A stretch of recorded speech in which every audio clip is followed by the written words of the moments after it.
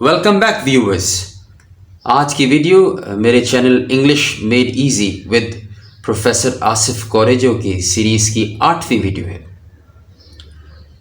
I hope मेरी पिछली 7 videos देखने के बाद आप ये बात अच्छी तरह जान चुके हैं कि when you come to writing or speaking English language, you find coming up with correct English sentences to be the real essence of English language.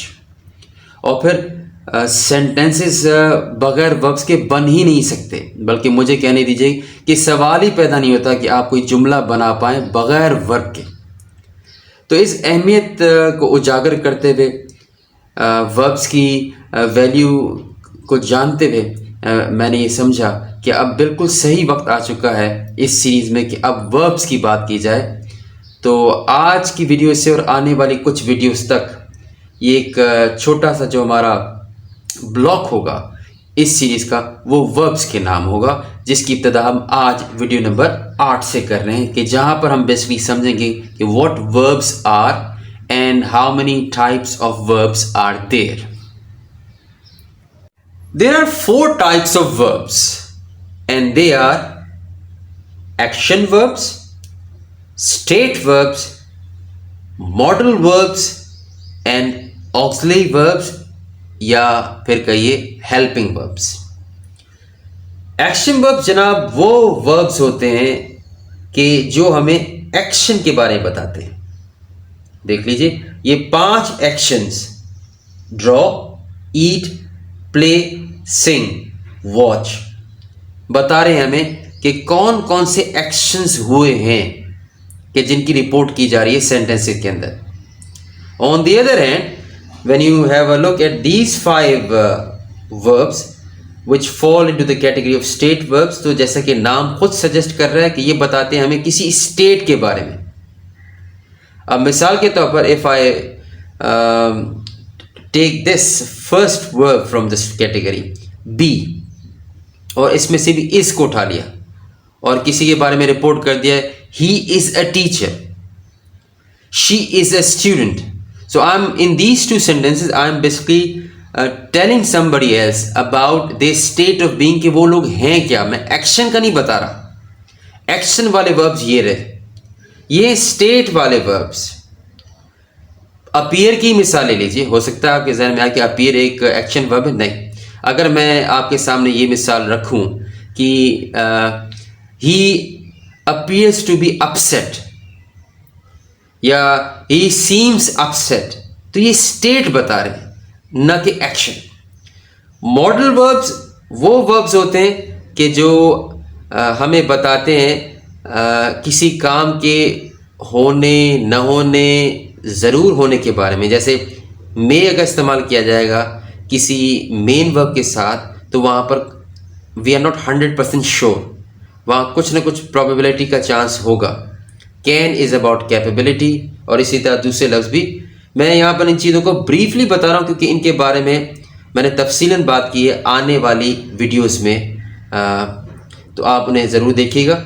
Auxiliary verbs वो वर्ब्स के जिनका सबसे ज़्यादा इस्तेमाल किया जाता है, और बच्चे हों या स्टूडेंट इनको बहुत अच्छे से जानते हैं, क्योंकि ये मेन वर्ब्स की हेल्प करते हैं और हमें टेंसेस बनाने में, एक्टिव हो या फिर पैसिव हो, बहुत मदद देते हैं। व्यूअर्स, वर्ब्स की 3 फॉर्म्स होती हैं, present, past and past participle. Present form वो फॉर्म के जिन्हें हम प्रेजेंट टेंसेस को बनाने में इस्तेमाल करते हैं। पास्ट फॉर्म वो फॉर्म वर्ब की कि जो हमें पास्ट के इवेंट्स को रिपोर्ट करने में या पास्ट टेंस के बनाने में मदद देती है। पास्ट पार्टिसिपल की वो फॉर्म कि जिन्हें हम हेल्पिंग वर्ब के साथ जोड़ कर इस्तेमाल करते हैं मुख्तलिफ किस्म के टेंसेस में। इस वक्त क्योंकि हमारा टारगेट टेंसेस नहीं है, वो टास्क हमारा आगे के लिए, हम सिर्फ वर्ब्स को सीख रहे हैं और उसके बारे में जनरल इंफॉर्मेशन हासिल करने की कोशिश कर रहे हैं। तो एक्शन वर्ब्स को अब हम फोकस करेंगे। एक्शन वर्ब्स की 2 किस्में होती हैं। एक कहलाती हैं रेगुलर वर्ब्स, यानी वो वर्ब्स के जिनकी पास्ट फॉर्म और पास्ट पार्टिसिपल फॉर्म, या ये कह लीजिए वो वर्ब्स के जिनकी सेकंड फॉर्म और थर्ड फॉर्म ईडी को लगाने से बनती हो। जैसे कि आपके सामने ये 5 वर्ब्स एक्शन वर्ड्स मौजूद हैं। Act, acted, acted, killed, killed, killed, look, looked, looked, talk, talked, talked, walk, walked, walked। याद रहे ये बात, यहाँ पर ये ईडी के जुड़ने से अपनी सेकंड और थर्ड फॉर्म बना रहे हैं। वो अलग बात है कि जब तलफ़ुज़ पे आएंगे, when we talk about their pronunciation, they at times give the sound of T at their ends. लेकिन छोड़ दीजिए इस बात को, सिर्फ आपकी नॉलेज में रहिए ये बात कि रेगुलर वर्ब्स वो वर्ब्स हैं कि जो अपनी सेकंड फॉर्म और थर्ड फॉर्म यानी पास्ट फॉर्म और पास्ट पार्टिसिपल फॉर्म ईडी के जोड़ने से बनाते हैं। एक्शन वर्ब्स की दूसरी किस्म को इर्रेगुलर वर्ब्स कहा जाता है, यानी कि ऐसे वर्ब्स के जिनकी सेकंड फॉर्म और थर्ड फॉर्म बनती हो किसी और तरीके से, न कि ईडी के जुड़ने के साथ। यहां देख लीजिए 3 वर्ब्स कट, रीड और शट लिखे हुए, और इनकी सेकंड और थर्ड फॉर्म वही है जो पहले की है। ये तो है एक तरीका इर्रेगुलर वर्ब्स की सेकंड और थर्ड फॉर्म बनाने का, लेकिन ये एक तरीका ही नहीं होता इर्रेगुलर वर्ब्स की सेकंड और थर्ड फॉर्म बनाने को। उसको बनाने का एक और तरीका ये होता है कि हम तीनों को सेम रखने के बजाय फ़कत 2 फॉर्म्स ऑफ वर्ब को सेम रखते हैं। देख लीजिए, एक वर्ब आपके सामने है बीट, इसकी सेकंड फॉर्म बीट है लेकिन थर्ड है बीटन। जब दूसरे वर्ब की तरफ बढ़ते हैं तो आपको सेकंड और थर्ड फॉर्म सेम मिलती है, यानी बैंड की सेकंड और थर्ड फॉर्म बैंड है, दे बोथ आर सेम। पहले केस में फर्स्ट और सेकंड सेम थी, दूसरे केस में सेकंड और थर्ड सेम है, और आखिरी वाला केस इस सेकंड कैटेगरी का तीसरा केस कम वाला, come came come, you find the first and third to be the same. तो इर्रेगुलर वर्ब्स की फॉर्म्स बनाने के बेसिकली 3 तरीके होते हैं।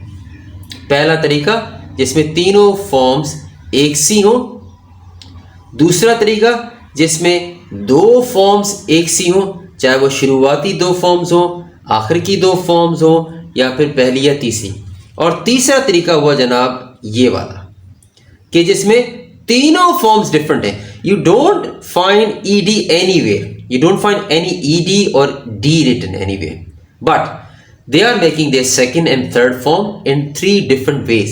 तीसरा तरीका कौन सा है जनाब? वो तरीका कि जिसमें वर्ब की तीनों फॉर्म्स डिफरेंट हैं। Break, broke, broken, ride, rode, ridden, rode तलफ़ुज़, थ्रो, थ्रू, थ्रोन। तो ये है जनाब इर्रेगुलर वर्ब्स। लेकिन when you talk about the differences between British English and American English, even verbs के अंदर कुछ verbs ऐसे हैं कि जो अपनी सेकंड फॉर्म ब्रिटिश स्टाइल के अंदर कुछ और बनाते हैं और अमेरिकन स्टाइल के अंदर कुछ और। वो कौन से, चलिए देखते हैं। तो व्यूवर्स, ये रहे उन verbs में से करीबन कोई 6 verbs कि जिनकी सेकंड और थर्ड फॉर्म ब्रिटिशर्स एक तरीके से बनाते हैं और अमेरिकन दूसरे तरीके से। पहले तो जानने की कोशिश करते हैं उन वर्ब्स में से 6 कौन से हैं। ये हैं जनाब burn, dream, leap, learn, smell और स्पेल। ब्रिटिशर्स इनकी सेकंड और थर्ड फॉर्म टी को लगाकर बनाते हैं, जबकि अमेरिकन ईडी को लगाकर बनाते हैं। अगर फॉर एग्जांपल मैं पहला वर्ब और उसकी सेकंड और थर्ड फॉर्म को पढ़ूं तो कुछ इस तरह होगा ब्रिटिशर्स के मुताबिक, बर्न, बर्न्ड, बर्न्ड। और यही वर्ब्स अमेरिकन इसकी सेकंड और थर्ड फॉर्म बनाएंगे, बर्न, बर्न, बर्न। और यही उसूल इन बकिया की 5 पर भी अप्लाई हो रहा है। तो वर्ब की दुनिया व्यूवर्स इतनी ज़रखेज़ और फर्टाइल है, इतनी बड़ी है कि इस पे महारत हासिल करना एक किसी भी लिखने वाले को, किसी भी बोलने वाले को बहुत ज़्यादा कॉन्फिडेंट दे देता है। अब मैं आपके सामने एक लुकिंग के हवाले से ही, यानी लुकिंग के हवाले से कितने वर्ब्स को इस्तेमाल किया जाता है उसे एक एक्सरसाइज की मदद से करने की कोशिश करूँगा, और आप देखेंगे खुद कि कितनी दिलचस्प हो जाएगी एक्सरसाइज कि जहाँ पर सिर्फ हम इंसान के लुकिंग के हवाले से इस्तेमाल होने वाले वर्ब्स का इस्तेमाल करेंगे। तो जी एक्सरसाइज आपके सामने आ चुकी कि जिसमें मौजूद हैं करीबन कोई 10 जुमले, और ब्लैंक स्पेसेस की तादाद भी 10 है। So basically we are suppose to fill in the blank spaces और boxes with these 10 available options that you find on the right or left of this exercise। याद रहे कि ये 10 अल्फाज के जिनके ज़रिए हमने इस एक्सरसाइज को फिल करना है, ये हैं एक्शन वर्ब्स ही, लेकिन इन एक्शन वर्ब्स का ताल्लुक फ़कत ह्यूमन लुकिंग से है। मैं सिर्फ इस बात को हाईलाइट करना चाह रहा हूँ जो मैंने थोड़ी देर पहले आपसे कही थी कि वर्ब्स की दुनिया कितनी बड़ी है कि फ़कत लुकिंग को कवर करने के लिए, ह्यूमन लुकिंग को कवर करने के लिए एक अच्छी खासी बड़ी तादाद में एक्शन वर्ब्स अवेलेबल हैं, जिनमें से फ़कत मैंने 10 चुने हैं और इन 10 जुमलों को आपकी मदद से फिल करने चलूँगा। तो चलें आइए स्टार्ट करते हैं, लेकिन एक मिनट है, क्यों ना इन अल्फाज को पहले पढ़ लिया जाए कि अल्फाज हैं कौन से। Glance, observe, view, stare, watch, look, squint, gape, peep और फिर गेज। जी व्यूअर्स, मैं इस एक्सरसाइज को मुकम्मल कर चुका हूँ, लेकिन ऐसा हो नहीं सकता कि मैं आपको इनके मीनिंग ना बताऊं और ना इनका यूजेस समझाऊं। तो टाइम को सेव करते मैंने एक्सरसाइज को पहले ही कर लिया, लेकिन अब आपकी तवज्जो दरकार है मुझे इन अल्फाज को बेहतर तरीके से समझने के लिए। चलें आइए शुरू करते। Sentence number 1 says let's go to the top, we can dash the whole valley from there. मैंने यहाँ पर अवेलेबल ऑप्शन में नंबर 3 को जगह दी है जो है view.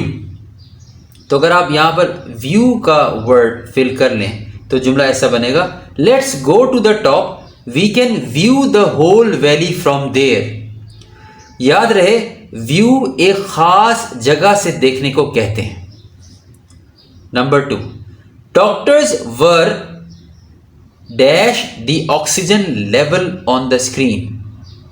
Doctors were observing the oxygen level on the screen.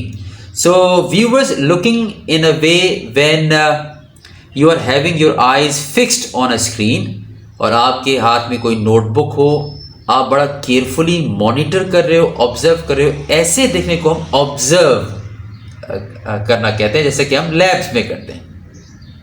Number 3, the photographer said dash into the camera everyone. तो फोटोग्राफर बेसिकली हर एक की तवज्जो मांग रहा था कि भाई कैमरे के अंदर देखो। सो कैमरे की तरफ निगाह करके सिर्फ कैमरे को फोकस करना, उसमें झांकने की कोशिश करना, जैसे कि हम तवज्जो देते हुए देखते हैं, सी नहीं करते, हम लुक करते हैं। तो basically the photographer said look into the camera everyone. तो फोटोग्राफर हर एक से कह रहा था कि वो हर चीज छोड़कर सिर्फ कैमरे को देखे। We will dash the final live on TV tomorrow. बड़ा कॉमन सा एक जुमला है क्योंकि हम क्रिकेट के शदाई हैं। We'll watch the final live on TV tomorrow. When you are looking at something being telecast और शोन ऑन अ स्क्रीन, जैसे कि टीवी में होता है, सिनेमा हाउसेस की स्क्रीन पे होता है, तो ऐसे देखने को जिसका ताल्लुक स्क्रीन से हो हम वॉच कहते हैं। The thief first dash through the hole. चोरी छुपे देखना, चाहे वो किसी पर्दे के बीच में से हो, पर्दों के बीच में से हो, या किसी की होल के में से हो, जैसे कि यहाँ पे थीफ कर रहा है, ऐसे देखने को हम कहते हैं जनाब पीप। The thief first peeped through the hole. The boss dashed at the clock before making a phone call. Boss ने फ़ोन कॉल करने से पहले एक लम्हे के लिए, थोड़ी देर के लिए, कुछ सातों, कुछ सेकंड्स के लिए ही क्लॉक को देखा। ऐसे क्विक लुक को हम कहते हैं glance. The boss glanced at the clock before making a phone call. Number 7, the stranger standing at the corner stared at me. आप ये लफ्ज़ आपकी वोकैब में होगा उर्दू की या हिंदी की कि घूरना किसे कहते हैं। जब आप किसी को गौर से थ्रेटनिंग तरीके से देखें कि दूसरा घबरा जाए, उसे हम कहते हैं स्टेयर, यानी लुक लॉन्ग और आपकी आई फिक्स्ड हो और उसमें गुस्सा भी भरा हो, तो ऐसी देखने को हम कहते हैं stare. The stranger standing at the corner stared at me. लेकिन ऐसा देखना कि जिसमें आपकी आंखें एक जगह ठहरी गई हों स्टेयर की तरह, लेकिन आप दूसरे को देखकर खुश हो रहे हों, मुतासिर हो रहे हों, इम्प्रेस हो रहे हों। जैसा कि यहाँ पर एक पियानिस्ट है जो बड़े ही एक्सपर्टली पियानो को बजा रहा था, उसको देखकर एवरीवन गेज्ड, आंखें वही फटी की फटी रह जाती हैं, लेकिन देखने का अंदाज मैटर करना है। स्टेयर जैसा कि स्ट्रेंजर एक अजनबी किसी को देखे, काफ़ी देखे, और गेज जैसा कि कोई एक मद्दाह, कोई फ़ैन अपने कोई पसंदीदा सेलिब्रिटी को या एक बड़े डिसेंट शो को देखे, वहाँ पर everyone gazed while he kept playing piano amazingly. लेकिन एक दिखना ऐसा भी होता है जिसमें आंखें फटी की फटी रह जाती हैं और बंदा हैरत की तस्वीर बन जाता है कि उसके साथ हुआ क्या। जैसे कि इस कस्टमर के साथ हुआ जो किसी काउंटर पे था, जो सेल्स असिस्टेंट था उसकी तरफ से या किसी मैनेजर की तरफ से कुछ ऐसा हुआ कि the customer gaped at his humiliation. जो तजलील हुई है उस पर, तजलील पर कस्टमर हैरत की तस्वीर बने, आंखें फाड़े खड़े रह गया। The customer gaped at his humiliation. So in a way stare, gape और गेज बहुत करीब हैं एक दूसरे से, लेकिन उनका यूजेज डिफरेंट है, डिपेंड्स ऑन द सिचुएशन। आखिरी का जुमला, the sharp sun rays made me. जो तीखी सूरज की रोशनी थी उससे मेरी आंखें बंद हो रही थी, आधी खुली आधी बंद थी। ऐसी सिचुएशन को बताने के लिए हम जिस वर्ब का इस्तेमाल करते हैं उसे हम कहते हैं squint. The sharp sun rays made me squint. तो व्यूअर्स, आपने खुद देख लिया कि इन 10 जुमलों के अंदर कि 10 जुमलों में बात फ़कत लुकिंग की गई, लेकिन हर जगह हर जुमले के अंदर सिचुएशन डिफरेंट थी और जिसकी वजह से हमने डिफरेंट एक्शन वर्ब का इस्तेमाल किया उस लुकिंग को बयान करने के लिए। और वो 10 अल्फाज ये थे जिनका हमने इस्तेमाल किया। आई होप इस छोटी सी इंटरेस्टिंग सी एक्सरसाइज ने आपके जहन में ये बात हाईलाइट कर दी होगी कि वर्ब की कैटेगरी कितनी लाइवली है, कितनी फ्रूटफुल है अगर आप अच्छे जुमले, इंटरेस्टिंग जुमले और मीनिंगफुल जुमले बनाना चाहते हैं और वैरायटी के साथ। दोस्तों, आज की वीडियो में बस इतना ही। उम्मीद करता हूँ आपको ये वीडियो पसंद आई होगी और इसे आप लाइक करना हरगिज़ नहीं भूलेंगे। अब हमारी मुलाकात होगी वीडियो नंबर 9 के अंदर कि जहाँ हम सीखेंगे एक्शन वर्ड्स के बारे में कुछ और, लेकिन होंगे वो ट्रांजिटिव और इनट्रांजिटिव वर्ब्स। तो until next time, take care and bye bye.